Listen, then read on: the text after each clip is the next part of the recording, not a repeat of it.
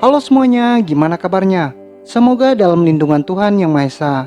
Kali ini kita akan membahas alur cerita film yang berjudul Before the Fall Napola.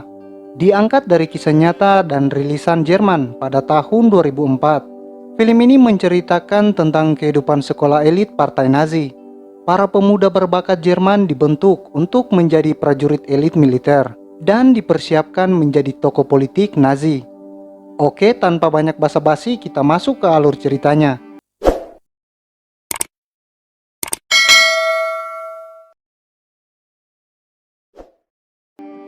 Scene diawali pada tahun 1942. Diperlihatkan tokoh utama yang bernama Friedrich Weimer. Dia berasal dari keluarga menengah ke bawah di Jerman. Ia menjadi buruh pada sebuah pabrik. Dengan tergesa-gesa ia mengayuh sepedanya untuk mengikuti pertandingan tinju.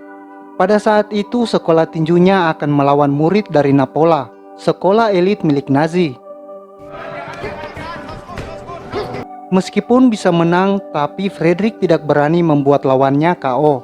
Ia pun sengaja kalah. Kemudian dia didekati pelatih tinju dari sekolah Napola yang bernama Heinrich Vogler. Ternyata dia menyadari bakat pada diri Friedrich. Vogler pun mengundangnya untuk mendaftar di Napola karena umurnya sudah memenuhi syarat.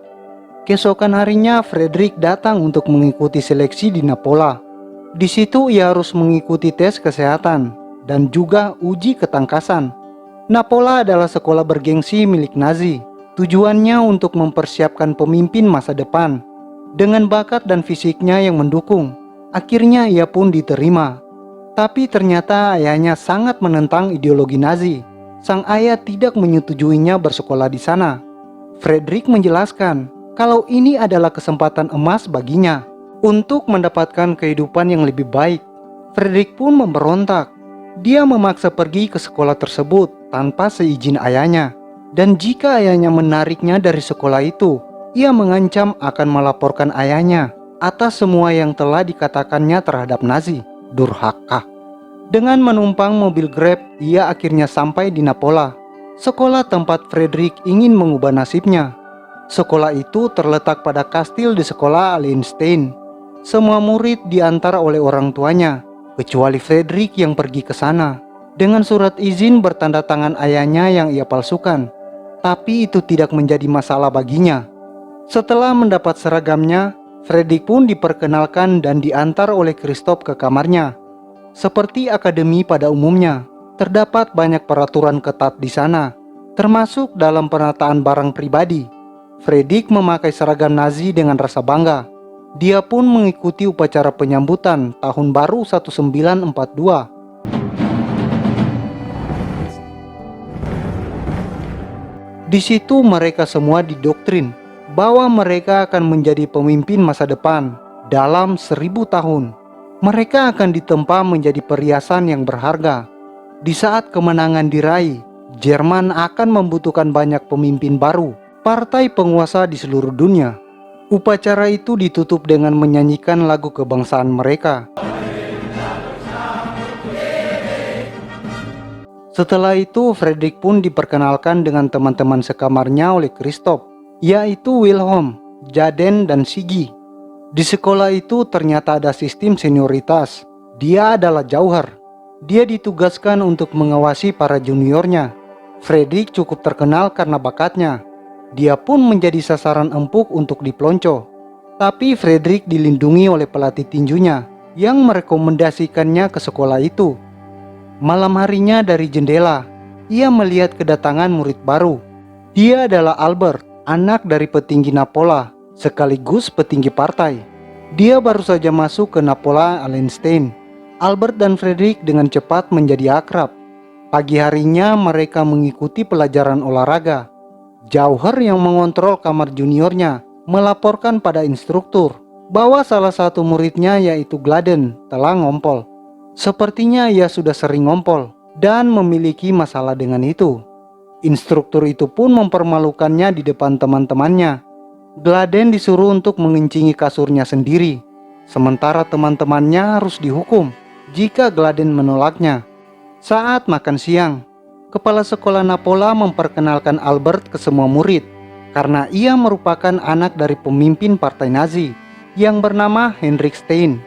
Sekolah itu menekankan pada ideologi Nazi milik Hitler, di mana mereka didoktrin untuk memusnahkan kaum lemah demi kelangsungan hidup yang lebih kuat dengan menyingkirkan kaum Yahudi. Pelajaran dasar mereka diajarkan cara menembak dan menerbangkan pesawat. Terlihat Friedrich juga semakin mendalami tinjunya dengan pelatihnya. Sang pelatih menyuruhnya untuk lebih agresif dan tidak menunjukkan belas kasihan kepada lawan. Ini agar Friedrich lebih siap dalam pertandingan yang lebih besar. Setelah berlatih, ia melihat Gladen menjalani hukumannya, yaitu mengangkat kasurnya selama berjam-jam. Sang pelatih berkata bahwa tanpa belas kasih seseorang akan belajar dari kesalahannya. Friedrich semakin giat berlatih. Dia juga semakin akrab dengan Albert. Ternyata Albert lebih tertarik dengan sastra dan seni dibanding tuntunan fisik di Napola. Kemudian diadakan pertandingan Friedrich di sekolah itu. Saat itu ia melawan siswa Napola lainnya. Friedrich pun mengalahkan lawannya dan memberikan pukulan KO. Petinggi sekolah dan siswa lain memberi selamat padanya, tapi Albert berpendapat lain. Dia seharusnya tidak perlu sekejam itu dan lebih berbelas kasih. Suatu pagi, Jauher kembali memergoki Gladen yang ngompol lagi. Ia mengancam akan melaporkan pada instruktur olahraga jika Gladen tidak memberinya uang yang ia minta. Gladen pun kebingungan karena ia tidak punya uang sebanyak yang diminta. Pagi itu instruktur mengajarkan cara menggunakan granat tongkat. Satu persatu siswa diminta mencoba dan berhasil melemparkannya. Tapi salah satu siswa terlihat sangat panik. Dan benar saja, saat menarik pelindung granat itu, ia malah menjatuhkan granat di dekat mereka. Sang instruktur berlindung, tapi para siswa membeku di tempat mereka. Tanpa diduga, Gladen menjatuhkan diri pada granat itu untuk melindungi teman-temannya. Dan ia pun tewas berkeping-keping. Mungkin ini keputusan berat yang harus ia ambil karena tidak kuat menghadapi ancaman dan dipermalukan di depan umum karena ia tidak bisa menahan untuk tidak mengompol. Pemakaman Gladen kemudian diadakan di sekolah. Henry Steiner, ayah Albert, secara anumerta menghadiahkan medali penyelamat padanya. Dalam ideologi mereka, tubuh mereka bukan milik mereka sendiri, tapi milik bangsa, masyarakat, dan sang Führer, Adolf Hitler. Suatu waktu Albert mengundang Friedrich ke rumahnya untuk menghadiri acara ulang tahun ayahnya. Malam harinya Steiner datang dengan para rekan partai Angkatan Darat Jerman, Waffen-SS. Dia mendapat kejutan ulang tahun. Saat makan malam, Albert ingin memberikan ucapan selamat dalam sebuah puisi yang ia buat untuk ayahnya. Tapi ayahnya tak sedikit pun ingin mendengarnya, bahkan mempermalukan Albert. Sang ayah yang seorang mantan petinju lebih tertarik pada Friedrich. Dia mengajak Friedrich dan Albert ke ring tinju dan memaksa keduanya untuk bertanding. Awalnya Friedrich tidak mau melawan, tapi Albert mendesaknya. Dengan mudah Friedrich pun menjatuhkan Albert. Setelah itu hubungan keduanya pun sedikit merenggang. Suatu malam mereka dibariskan di lapangan. Ternyata ayah Albert memberitahu bahwa sekelompok tawanan perang Soviet telah melarikan diri ke dalam hutan dan mencuri senjata penjaga, sehingga mereka ditugaskan untuk menangkap tawanan yang kabur. Masing-masing dari mereka diberikan senjata dan dibawa menuju hutan untuk mencari mereka. Setelah kelompok dibagi, mereka pun mulai berpencar. Tawanan yang kabur itu berlari untuk berlindung, tapi para siswa menembaki semua tawanan.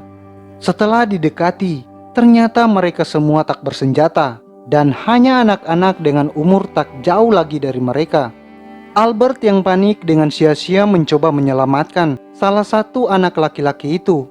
Namun ayahnya datang dengan rombongan, mendekat dan menembak tawanan itu. Albert merasa dibohongi, karena ternyata tak satu pun dari tawanan itu yang bersenjata. Sedangkan Friedrich bertengkar dengan siswa lain. Ia menuduhnya menembak duluan tawanan itu. Perkelahian itu menyebabkan Friedrich dihukum penjara beberapa hari. Kemudian para siswa diminta membuat karangan yang bertemakan pemandangan musim dingin sebagai latar kisah kesatria Jerman. Tiba saatnya Albert maju untuk membaca karangannya. Ia mengungkapkan kekecewaannya dan mengutuk eksekusi tawanan perang Soviet sebagai tindakan kriminal. Dan perbuatannya sendiri merupakan sebuah kejahatan karena dibohongi ayahnya sendiri yang berkata mereka tak bersenjata. Guru itu langsung melaporkan Albert pada ayahnya. Ini jelas membuatnya sangat marah. Dia meminta Albert membuat tulisan untuk membersihkan nama ayahnya. Jika tidak, ia akan dikirim bertempur dengan tentara SS untuk bertarung di front timur. Sementara Frederick akhirnya dikeluarkan dari penjara. Dia mendapat kabar bahwa Albert mendapat masalah dengan ayahnya. Ia pun segera berlari mencari Albert. Dia tak habis pikir, kenapa Albert berbuat demikian? Ini jelas merugikan dirinya sendiri. Tapi Albert menjelaskan bahwa dia sedang berusaha menyelamatkan sesuatu, meskipun itu hanya untuk dirinya sendiri. Frederick merasa tidak sanggup menerima jika Albert harus dikirim dalam peperangan. Dia pun menambahkan bahwa itu sangat egois dan artinya mereka tidak bisa bersama lebih lama lagi. Keesokan paginya, instruktur olahraga membangunkan siswa pada dini hari. Mereka diperintahkan ke danau beku di dekat sekolah. Mereka diminta untuk berenang di antara dua lubang menggunakan tali yang ditarik siswa pertama sebagai pemandu. Di situ Frederick berhasil berenang melewati rintangan. Tiba giliran Albert untuk berenang.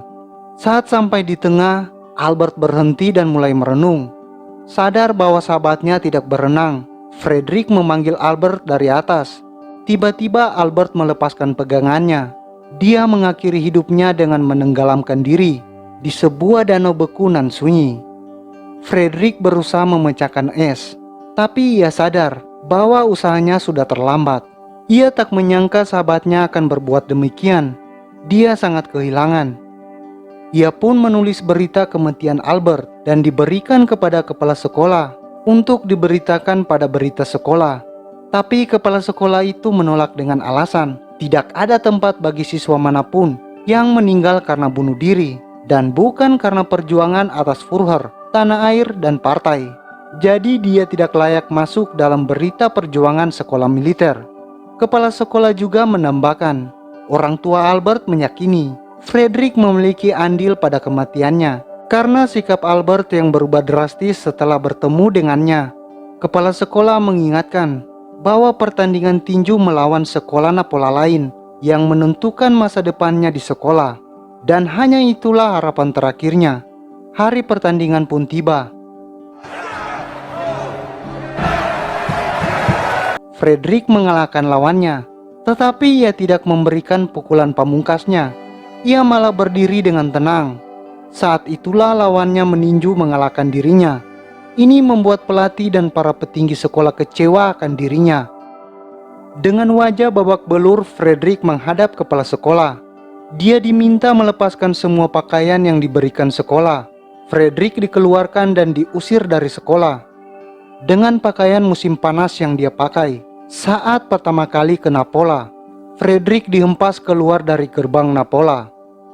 Ia melihat ke belakang sebentar, lalu berjalan pada dinginnya salju yang menerpa.